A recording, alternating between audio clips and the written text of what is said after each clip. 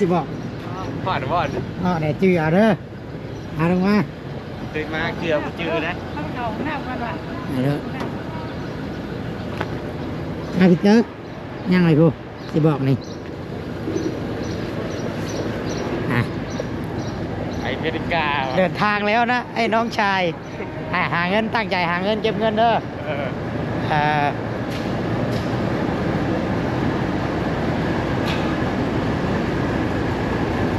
นี่เอาพี่เต๋อนี่บอลนี่บอลชื่อปี้เด้อปากซีไอ้ชื่อปี้ดีชื่ออยู่นี่มีอยู่หรอกไปรถเชียวให้หรอกบ้านเด้อวะโอเคโชคดีเอาไปขึ้นรถน้ำเข้านะรถจักรนะเขาจะไปส่งง่ายนะตอนนั้นเราขายให้นี่เขาบอกกันนะเหยียบแล้วอยากเข้าห้องน้ำในก็บอกง่ายเพิ่นนั่นแหละ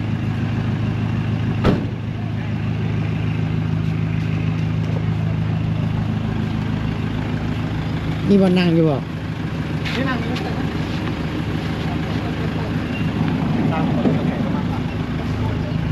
ไอ้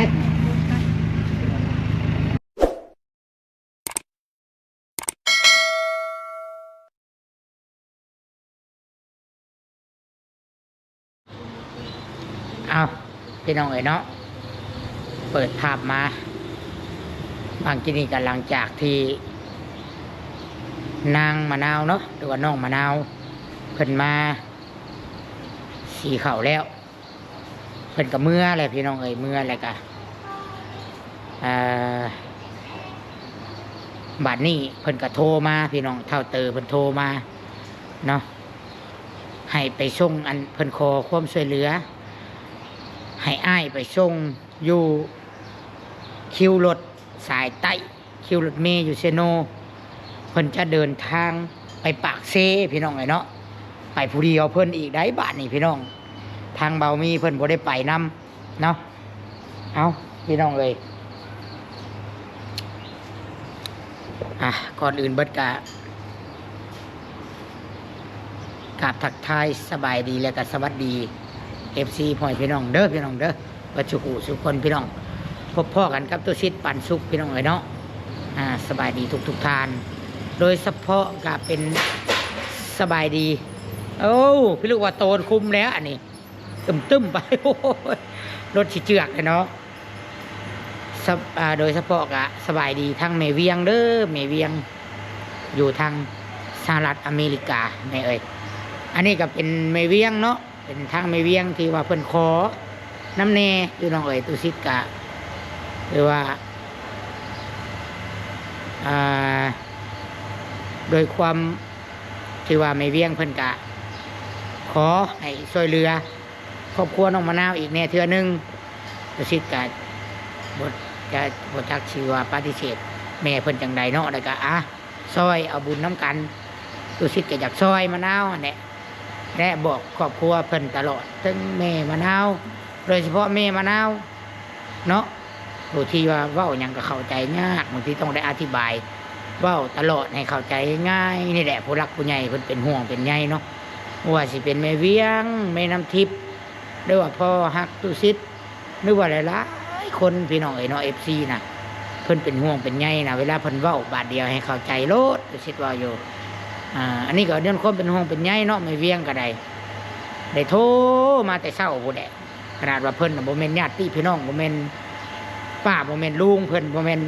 เพิ่นก็บ่แม่นป้าแม่นหยังบ่แม่นแม่เฒ่าตายายสายเลือดก็บ่แม่นแต่ว่าย้อนความอีตนสงสารเป็นห่วงพี่น้องเพิ่นก็โทรมาแต่เช้าโทรมาใส่ตู้ซิดเรื่องเท่าเตอนี่แหละอาสิส่งเท่าเตอลงไปเก็บหมากกะเพอยู่ใต้พุ่นพี่น้องเอ้ยอันใดก็ให้ความช่วยเหลือให้ตู้ซิดไปส่งในอยู่คิวรถว่าไปก็บ่จักหน้าบ่จักหลังรถล่างสิไปก็บ่มีพี่น้องซี่แหละเนาะอันนี้ก็บอกจำอยู่นับนี่ต่อไปให้เข้าใจง่ายๆเด้อแม่น้องมะนาวเด้อให้เว้าเข้าใจโลดดูสิบอกมะนาวให้บอกแม่ผู้ใหญ่เพิ่นสิซอยนั่นใดก็เฮาน่ะย่อมือนบเอาหน้าที่เฮาเนาะเป็นของทานของซอยของที่เพิ่นให้ โดยความบิดตนสงสารมันบ่แม่นของเฮามันเป็นของเพิ่นเพิ่นให้แบบใดก็เอาพี่น้องเอ้ยลูกเพิ่นอีตนลูกเฮาเพิ่นอยากซอยนั่นใดก็ซอยเพิ่นอยากให้แบ่งดินแบ่งหน้าให้ก็แบ่งเพราะว่าแนวใดสุดท้ายแล้วอนาคตก็บัดเฮาผู้เป็นพ่อเป็นแม่ตายไปก็ลูกเต้าเฮาอยู่แล้วได้ลูกเต้าเฮาคือเก่าแบ่งให้เพิ่นอยากให้แบ่งเพิ่นสิเฮ็ดเฮือนน่ะอยู่ไสก็เฮ็ดแล้วแต่เพิ่นอย่าไปเนาะคัดใจผู้ใหญ่น่ะมันบ่งามมันบ่ถูกตัวสิก็บอกสอนแหละพี่น้องเอ้ยเนาะอีตนน่ะเนาะอีตนผู้เป็นลูกอีตนมะนาวอีตนเท่าน้ำทั้งน้องแอมนี่ตัวสิก็ได้ล้มกันแล้วกับไอโลน้องแอมก็บ่แม่นว่าคนจิตใจเว้าเข้าใจยากแล้วก็คนแบบเอาใจตัวเองมาอย่างได้พี่น้องมีแต่แม่เราเว้าไปตามภาษาแม่เราเว้าบ่เข้าใจอย่างนี้พี่น้องเอ้ยเนาะเข้าใจยากโอเคพี่น้องตอนนี้ตัวซิดกะถ้าเท่าเตอมาสู่อยู่เพื่อนจะไปยังน่ะเอามาขายกบมาขายกบบ่แม่มาขายกบซื้อบ่กบซื้อบ่เฮ้ยเบิ้งมานี่มาเหี่ยวสตีนรถนี่เบิ้งมาไหม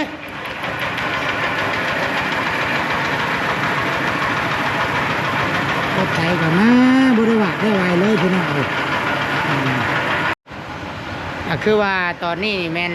ถ่าเท่าเต๋อพี่น้องถ่าเท่าเต๋อมาแล้วก็สิไปส่งเพิ่นอยู่คิวรถพี่น้องไงเนาะได้แม่เวียงโทรมาพอดีเนาะเดี๋ยวหาโทรกลับหาแม่เวียงก่อนพี่น้องไงเนาะว่าเพิ่นโทรมาหยังเนาะสิโทรมาบอกเวียกงานนั่นแหละสบายดีลูกซิด โดยสบายดีแม่เวียงตอนนี้ลูกกำลังถ่ายคลิปพอดีโดยแม่โดยแม่วันกระโทษตอนเว้ากับลูกกับแม่วันกระโทษเขาเติมกระโทษก็ได้บ่ได้รับสายลูกมันนะอ๋อโดยแม่โดยอันวันเพิ่นกระโทษมาอยู่ว่าอันแม่เวียงเอ้ยข่อยรับข่อยได้เว้ากับลูกซิดเจ้าเด้อเพิ่นว่ามีแต่ลูกซิดข่อยดอกก็ได้ว่าโดยแม่เพิ่นว่าเว้ากับลูกซิดแล้วว่าลูกหันเพิ่นว่าลูกสิเอาค่าน้ำมันน่ะเท่าใดให้เราส่งจังได๋เราว่าสิอ๋อค่าน้ำมันกันแล้วแต่แม่สิให้ดอกแม่เอ้ยแล้วจังว่าแม่วันโดยแม่วันหันเพิ่นโทรหาแม่ว่าเพิ่นแชทหาจะขึ้นบ่ได้ก็ว่าเรามีซีเด้อตอนนี้ลูกค้าเราก็เข้ามาหลายคันมีหยังก็เสร็จขอความป้าไว้ให้เรากวดเบิ่งดอกก็ว่าโดยแม่บัดแม่ก็บอกให้ตาเตอถามเจ้าคือกันอีสังเพราะว่าน้องสาวของเราอันซื้อแม่แสงสีมหับเพราะว่าเอื้อนแม่แสงหันไก่กับคิวรถและแม่วันเราทรงสกัดแล้วสิมาหับเอาตาเตออยู่เอื้อนน้องสาวหันโดยตัวนี้ลูกเข้าใจแล้วลมกับแม่วันแล้วแม่บัดนี้เพิ่นได้บอกว่าอันเพียงอันถามอันลูกซิดโตให้แน่ว่าเพิ่นสิเอาค่าน้ำมันเอาโตคือบ่ถามลูกสระโตก็ถามเฮาจังได๋ผู้เราสิไปส่งอันก็ถามว่าให้ส่งจังได๋ให้ส่งจังได๋เราว่านะอันนี้นั่นส่งจังได๋ค่าน้ำมันนั่นแล้วแต่แม่สิให้ลูกว่าสิช้าเนาะแล้วแต่แม่สิให้สิซอยเฮาก็บ่เป็นหยังดอกแล้วแต่สิให้เฮาแม่เอ้ยอันนี้ก็ลูกค้าเต็มอยู่หักอีตนยันเพิ่นบ่ทันรถสิออกไปส่งเพิ่นก่อนเพิ่นก็บ่จักไปอีกเฮาปะองค์ขี่แล้วนี่ก็ให้ลูกให้พนักงานเบิ่งท่าว่าเขาเดียวสิไปส่งเท่าเธอก่อนเพิ่นอยากถามลูกคันว่าให้เพิ่นส่งแบบใดเพิ่นน่ะนะเพิ่นสิส่งเงินให้ลูกอันแม่ว่านให้เพิ่นส่งแบบใดเพิ่นถามมันน่ะอันแม่วันบ่สิเป็นคนให้แม่นเพิ่นหันสิส่งเงินให้ลูกคันท่านกับลูกสิฝากอันนั้นให้ก็ได้ดอกแม่อันนั้นเรื่องนั้นเดี๋ยวสิฝากเลขบัญชีให้น้ำแม่ก็ได้ฉันโดยฝากให้เด้ให้เพิ่นส่งให้ลูกตั้งพุ่นนะโดยแม่โดยขอบใจแม่เพิ่นมาถามแม่แม่ว่าเป็นหยังจะบ่ถามลูกตั้งพุ่นระบบตั้งเล่าเฮาบ่จักได้มาส่งกันแบบใดแม่นบ่ล่ะขอบใจเด้อแม่ขอบใจแม่ทั้งสองลูกก็เฮ็ดเอาบุญนั่นแหละแม่มัน แม่ อีตนนะสิไปส่งเพิ่นฮอดคิวรถแล้วก็สิแนะนำเพิ่นดอกแม่เอ้ย แม่ก็บอกอยู่ว่าจุดเด็กปัดโคกันบ่มีไผเด้อเฮ็ดกับครอบครัวนี่มีแต่ซิดคนเดียวลางเทื่อเราก็จนว่าอยากยกเลิกแต่ว่าก็ห้ามเราไว้อยู่ว่าเอาบุญซะลูกเอ้ยเพราะว่าเราเอาบุญเด้ลางเทื่อเราก็ซอยพระพุทธซื่อๆซอยคนซื่อๆ บอกแม่เพิ่นได้อว่า มีแต่เฮ็ดคือผู้เฒ่าเขี้ยวหมากเด้อว่าแต่นี่ต่อไปเฮ็ดเฉยอยู่มายังกะยาว่ะ แต่อันแม่มะนาวเพิ่นล่มกับแม่คันลูกอี4มื้อนี้แม่สิบ่ล่มน้ำมื้ออื่นเด้อแม่สิล่มน้ำเพิ่นล่มน้ำแม่ได้มื้อนี้เพิ่นอยากให้ล่มกับลูกให้เพิ่นเว้าซะเด้ เอาโอเคแม่ อันว่า เดี๋ยวจะให้ลูกสิโทรกลับฉันเบิ่งอันแป๊บหนึงเด้อแม่เด้อ โอเค อ่ะพี่น้องไอ้เนาะเดี๋ยว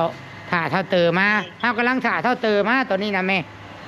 มันไปแล้วมันย่างไปแล้ว อ๋อ เว้ากับแม่มันเพิ่นว่าอันมันว่าอันไปเวียงสิไปเด้อ อ่ะพี่น้องไอ้เนาะตัดภาพมาทางพี่ก่อนพี่นาวบ่นาวก็อาบน้ำอันนี้เอ้ยให้ลูก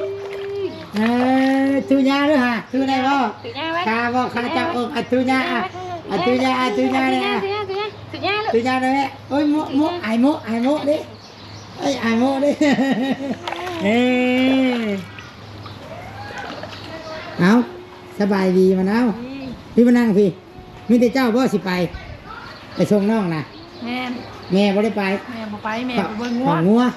หูอยู่ดอกพี่น้องเอ้ยเนาะ ยังงัวกินพริกไป สบายดีเด้อสบายดี FC ไว้ สบายดี อนุมึงรู้เป็นบ่บ่ต้องอาย ดูบ่ได้เด้อ ฮะน้องมึงรู้สบายดียังดู สบายดี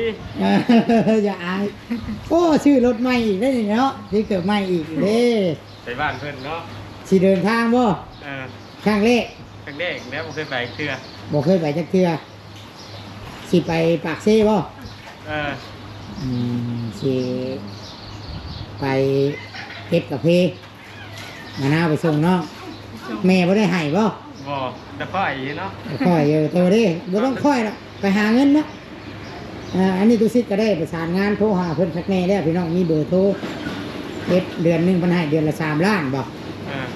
3 ล้านกินนอนน้ำเพิ่นมีบ่อนอยู่บ่อนนอนให้คักแน่โอ้อากาศดีเลย พออยู่ห้องอ่ะ อากาศดีเลยอยู่ปากเซอากาศเย็นสบายแล้ว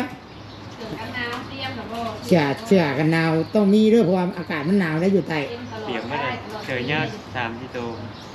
ครั้งแรกในชีวิตที่เดินทางไกลบ่นี่นะ แมน เอาได้เงินได้คำลาย อืม เก็บเงินเก็บคำเก็บเงินเก็บคำคำว่า อยากเก็บเฮือนอยากแต่งเฮือนอยากเก็บเงินโฮมเงินโฮมคำมาเก็บเฮือนเงินมูลน่ะดิก็กันกำลังแอมเข้ากันได้เอ้ยเฮ็ดเฮือนสมมุติว่าเฮามีผู้ใหญ่เฮ็ดให้เฮาก็ดีใจนำเฮาเนาะ เออดีใจอยู่ ดีใจคำว่าน้องอยากอยู่น้ำให้อยู่น้ำอยู่บ่ อายุ คำว่าได้เฮือน อยู่ดีแล้ว สมมุติว่าเนาะ อายุ อ้าวกะน้องได้กะดีใจน้ำน้องสิไปป้าได้บ้านนี่มันนะเอ้ยไปทำงานเลยต้องแบบนี้แล้วไงเลยเขาต้องคันบออกจากบ้านกระโบเห็นด้านเดินไกลคันบุไปหาเฮียนกระโบมีความหู้คนละถ้าเบิ่งโน้ตคันเราได้ไปเรามาสิตั้งอีกหนึ่ง ติดผมปิด แต่ว่าไปนี่สิตั้งก็ไปกรุงเทพอยู่เพราะว่าอันนี้ก็ไปกับบ่ได้ว่าอยู่ในเมืองได้กับสิอยู่ป่าคือกันอยู่สวนกาแฟวะ อยู่ในบ้าน น้ำบ้านคนนั่นแหละ กระบดกระเพมเรา คน นะ ที่สีเข่าเห็นว่าเนาะ เอาพังคนเพิ่นพาไปใส่เฮาก็ไปน้ำเพิ่นนอกจากว่ากะว่ามันหนักหนาขันบ่ไหวเฮาก็บอกเพิ่นจะเจือขอเมื่อบ่ให้เดี๋ยวพังคนเพิ่นนั่นแหละยังว่าพร้อมป่ะ พร้อม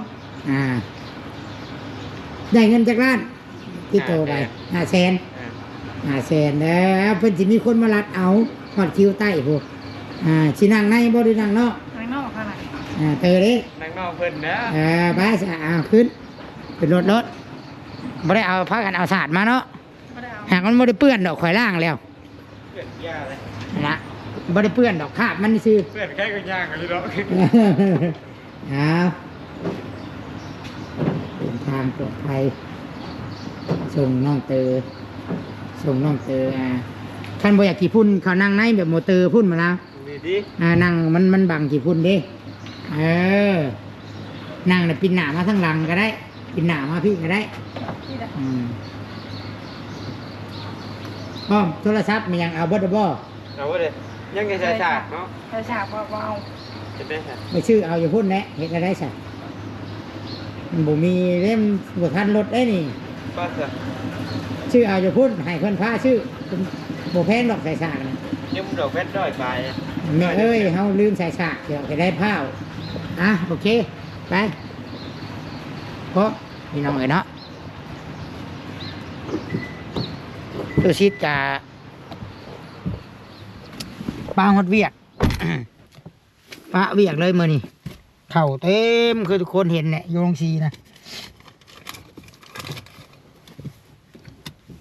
อีบาปมันอีตนเนาะเท่าเจอ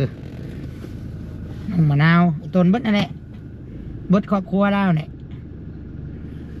มีแต่ว่า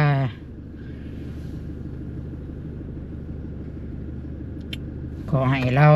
เดินทางปลอดภัยเลยนะพี่น้องเนาะชื่อว่าจังได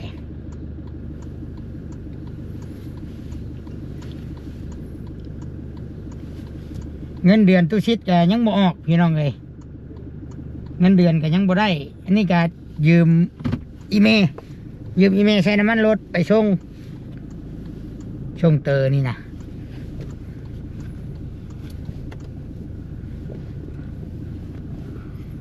คือรถนี้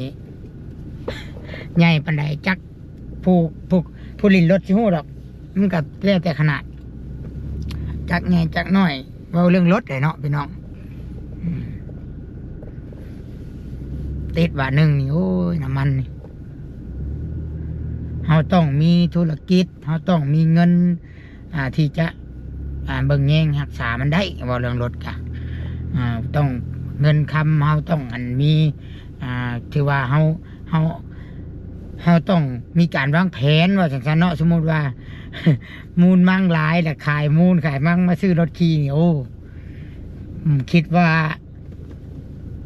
บางแผนบ่ทึกคำแบบนั้นพี่น้องเขาต้องมี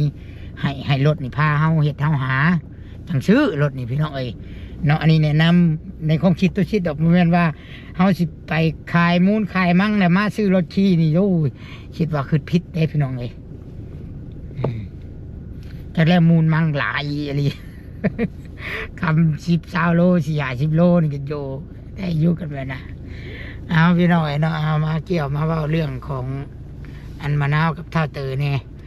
อันใดไอ้น้องเขาก็ฮักแพงกันได้พี่น้องไอ้เนาะทุกอย่างที่แล้วพี่น้องไอ้ที่แรกก็มะนาวมาหามะนาวได้พี่น้องไอ้มันยังกับมะนาวให้แล้วเนาะไม่ได้จักสิเอาซ้ำใดจักสิเอา สิเอาอย่างมากมายโอ้งูตกใหญ่เรื่อยตัดหน้าพี่น้องเอ้ยนะเห็นบ่นั่นนะอยู่กลางทางอ่ะนะที่โชคที่มันบ่ด้วยสีช่วยอันนี้พี่น้องเอ้ยมึงแน่ตกใหญ่นึงอ่ะนะเห็นบ่งูตก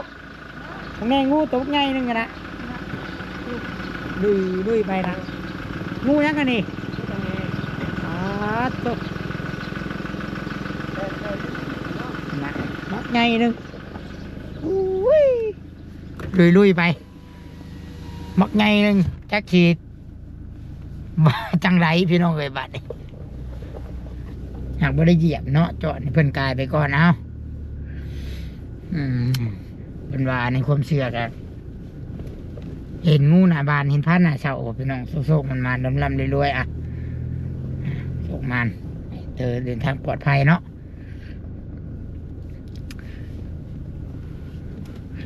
อันมันยังกับมะนาวสิเด้นี่มาสีเข่าเศร้านี่กับมะนาวเห็นว่าอยู่มาสีตะกะหัน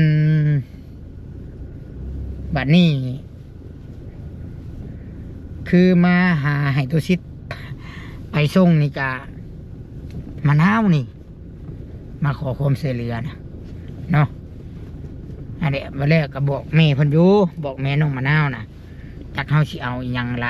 หรือว่ามากมายน้ำมะนาวกับสมะนาวเนาะมะนาวได้สำนี้มะนาวมีสติมะนาวไปได้มาได้กับเพื่อนได้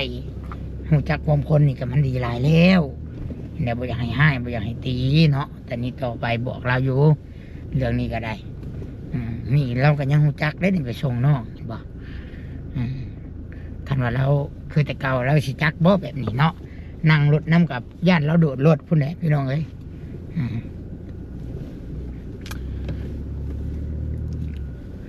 คือถ้าเตอกะเฮาก็บ่อยากให้ถือซาน้องเตอเด้อพี่น้องเด้อสำหรับคำเว้าหรือว่าการสบายดีการอย่างพอเราอันนี้เด็กน้อยเนาะเป็นหยังคือเป็นอันนี้การเว้าการจาคือยันว่า FC เบิ่งว่าโอ้ยบ่มีมารยาทสำหรับมุมมองตัวชิดว่าบ่แม่นดอกว่าบ่มีมารยาทนะเด็กน้อยขาดการศึกษาเด็กน้อยบ่มีการศึกษาเด็กน้อยขาดความอบอุ่นขาดคนบอกคนสอนขาดการศึกษาอบรมแบบว่าเพิ่นเอิ้นจังไดพี่น้องเพิ่นเอิ้นว่า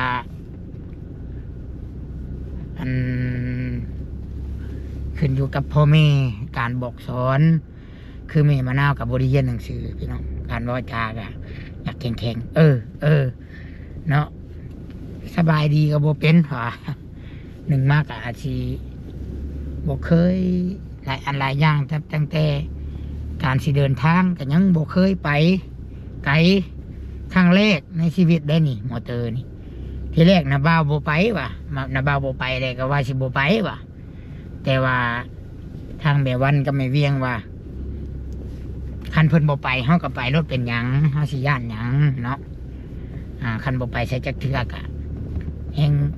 ห้งสิโบจักหยังแล้วก็เลยถ้าเตอก็เลยตัดสินใจไปในครั้งนี้ไปกับมันกะบ่มีหยังดอกเนาะพี่น้องเอ้ยเนาะให้น้ำดุมันตุชิดกับบอกสอนน้องเพิ่นเนี่ยที่นี่บ่ว่าสิหน้าไม้หลังไม้เนาะแล้วก็ส่วนว่า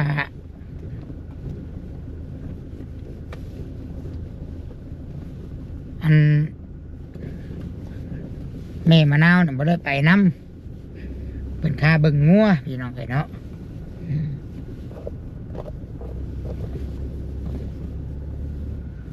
เตอกับมีเงินติดกระเป๋าไปน้ำกะ500,000 กีบนี่ก็ประมาณบ่ฮอด1,000 บาท800 บาทเนาะ500,000 กีบ800 บาทเดี๋ยวสิไปฮอดคิวรถและจังสีโทรบอก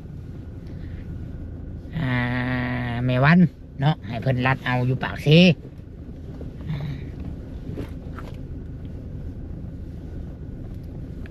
แล้วก็จบภารกิจเนาะจบหน้าที่ในมือนี้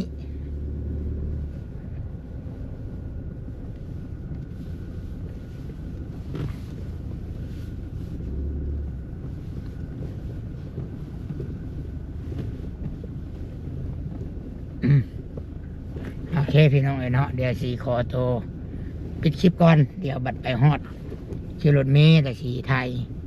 ให้พี่น้องเบิ่งอีกเท่านึงเด้อ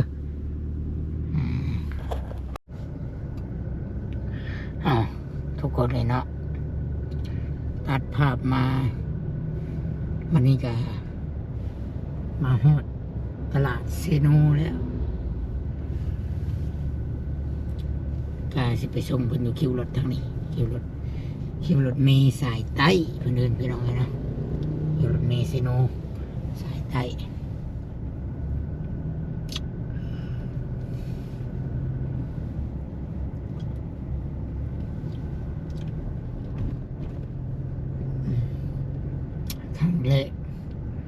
ครั้งแรกที่เท่าเตอ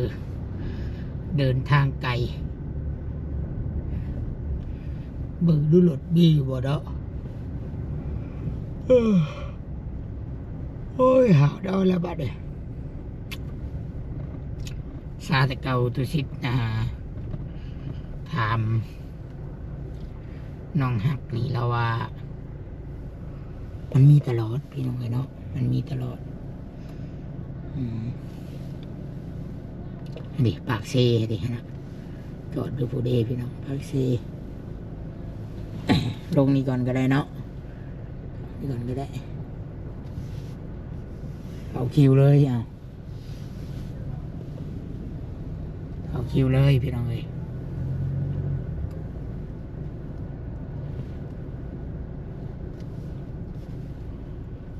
จอดอยู่ในพี่เลย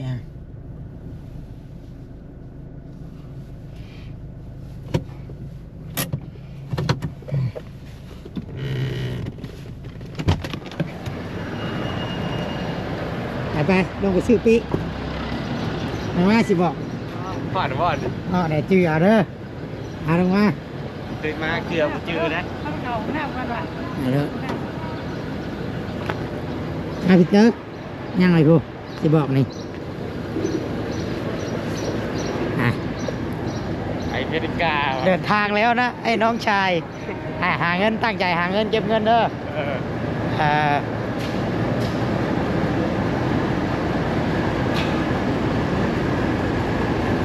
นี่เอาพี่เตอร์นี่ก้อนนี้บอลชื่อปี้เด้อปากซีไอ้ชื่อปี้ดีชื่ออยู่นี่ปากซีบ่ชื่อปี้บ่ชื่อปี้ก่อนบ่เท่าไรไอ้150,000ลงคิวได้นี่ลัก2คิวบ่ได้ลงลัก8บ่ประตูอยู่นี่ด้านนอกแต่ลัก2อยู่จำปาสักเนาะลัก2เนาะไปไหม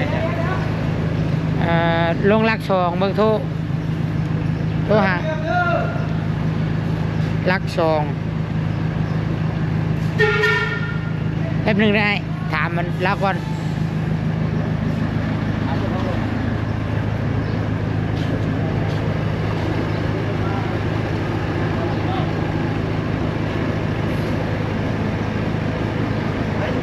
นี่ผู้นี้เอาอีกแล้ว เอาลงไงอันเพิ่นรถอันรถตู้น่ะเพิ่นลงลัก2เด้อเพิ่นลงตลาดลัก2บ่สายใต้แหละ คิวเป็นคิว อยู่ลัก2คิวลัก2 แรงเจริญ คิวรถลัก2แสงเจริญแม่นเอาป้ายรถเพิ่น6899แม่น เอารถออกแล้วบ่นะเอ้ย อันจ่ายเงินให้เพิ่นเลยเด้อ ใช่ จ่ายให้เพิ่นให้อ้ายเพิ่นน่ะ ใช่ 150,000ดิอ้ายขึ้นคันนี่เด้อ มีเงินอยู่ว่าดีกว่าไปว่าปากชีเสียหาย 150,000ดิให้จ่ายให้เพิ่น ทุกขึ้นเนาะ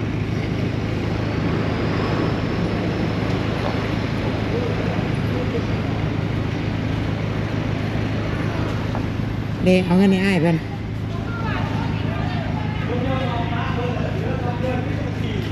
เอา เอาละ เดี๋ยว เอา เงิ เด้ นให้ค่าของน้ำ5,000ถึงอ่ะ นี่จะไปแทน มีอยู่ดอกไปรถสิเอาให้ดอก บ้านเด้อบ้านเด้อวะ โอเคโชคดี เอาไปขึ้นรถน้ำเข้านะรถจักรนะเขาจะ ได้ ไป ขึ้น ส่ง ง่ายนะ นี่ตอนนั้นเราขายให้นี่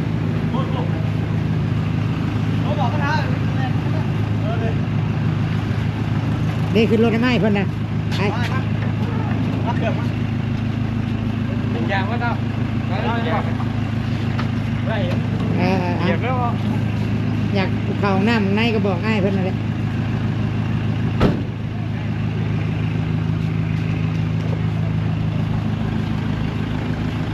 มีบ่นั่งอยู่บ่ นี่นั่งนี่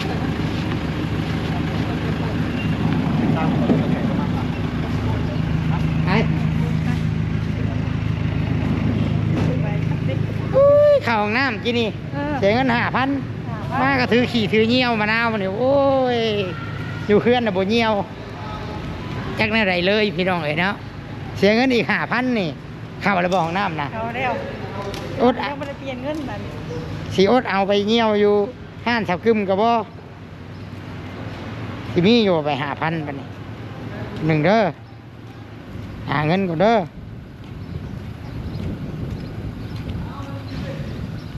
หาเงินก่อนแป๊บหนึงโทรหาแม่นี่กับเพิ่นโทรมา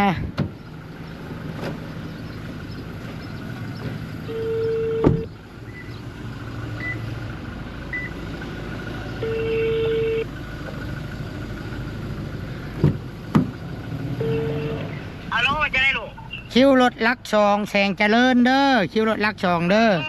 รู้แล้วนี่จะมาอันนั้นคอยสิบอกกันน้องสาวขอไปรับเอาอยู่ ฮัลโหลสัญญาณบ่มีอีกแหละพี่น้องเอ้ยโอเคจบภารกิจเอาเงินไปจ่ายให้เพิ่น แม่เด้อ ทอดไม้ข่อยเด้อเงินแม่โมนี่ซ้ำได้นะบ่แม่นเงินข่อยเงินนั้นในกระเป๋าดำแม่โมนี่เพิ่น โอ้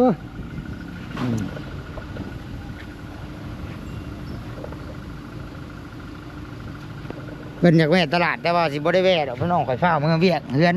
อยู่เฮือนเวียกเต็มอยู่ป้าบ่ได้เมื่อเลยได้แบบนี้นะบ่ได้แวะแล้วฟ้าวเมื่อเวียกอยู่เฮือนถ่าเต็มอยู่มื้อหน้าจังมา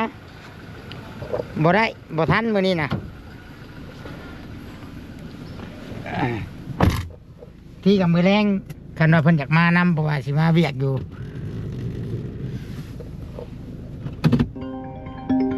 มีคนโทรมาเลยโทรมาอย่างนี้ป่ะเจ้าแม่ อันนั้นสิเมื่อเอาบ้านแม่จะสิโอนไหนเด้อกับค่าน้ำมันรถเด้อ โดยบ่เป็นหยังดอกบ่เป็นหยังแม่โดยให้บ่เป็นหยังขอขอบใจเด้อพี่นาจังว่ากันเนี่ยแม่สิโอนให้400,000เด้อ โดยขอบใจแม่ขอบใจโดย ลูกขับรถก่อน ขึ้นรถนั้นฮะ ขึ้นรถแล้วถ้าเตอขึ้นรถแล้วแม่โดยสบายดีแม่มะนาวอยากเวะตลาดกะยันบริเวพี่น้องเอ้ยตัวชิดนะเวียกหลายอลีเพราะว่าคันสิปะให้แม่เบิ้งนั่นแม่แล้วผู้เดียวแล้วบ่ไหวแล้วปวดแข้งปวดขาแล้วผู้เฒ่าเลยอันนี้ก็ถือว่าสละถือว่าปะเวียกทิมเวียกมาส่งน้องเตอเลยนี่นะเกือบบ่ทันรถน้อยเดียวนึงรถกำลังเชียออกยังน้อยเดียว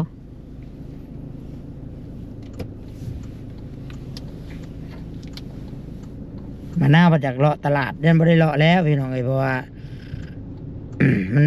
บ่ทันเวียกลายดิมันดึกกระทึกอยู่เฮือนน่ะสำตีเชิกอะไรนี่นะไม่ได้สิฟ้าเมื่อเลยนี่ช่วงเที่ยงบ่จักลุงน้องผัดอยากกินข้าวกินน้ำอีกเด้เอาเนาะขอให้น้องเตอเดินทางปลอดภัยพี่น้องเอ้ยเนาะแล้วก็ขอให้น้องเพิ่นตั้งใจหาเงินหาคำให้เพิ่นโชคดีมีชัยเนาะไปทางพุ่นก็ขอพังความเพิ่นนั่นแหละพี่น้องเอ้ยอย่างไรก็อวยพรในน้องเตอบ่เคยไปใช้กันเครือตัวซิดกะสิประมาณนี้พี่น้องเอ้ยเนาะมีอย่างก็คอมเมนต์มาเด้อพี่น้องเอ้ยเนาะอยากให้กำลังใจแบบใดก็คอมเมนต์กันเข้ามาก็ขอให้FCของตัวซิดที่น่าฮักทุกท่านที่น่าหักทุกคนที่เบิ่งคลิปแต่ต้นจนจบขอให้อยู่ดีมีแห้งสุขภาพแข็งแรงเด้อบนรักษาเทวดาคุ้มครองเด้อสบายดี